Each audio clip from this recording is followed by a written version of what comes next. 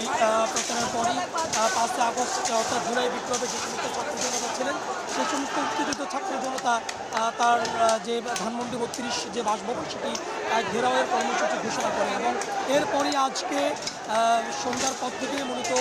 থমথমে একটি পরিস্থিতি বিরাজ করছিল ধানমন্ডি ৩২টি কেন্দ্র করে এবং ঠিক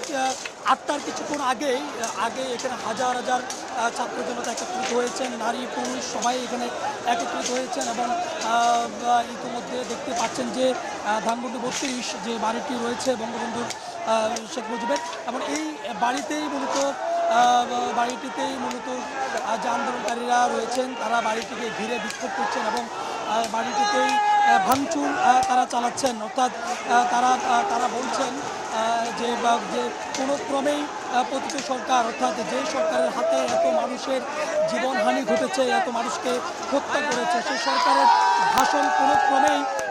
বা বাংলাদেশের কোনো মাধ্যমেই চলতে দেওয়া হবে না বা চলতে দেওয়া হবে না।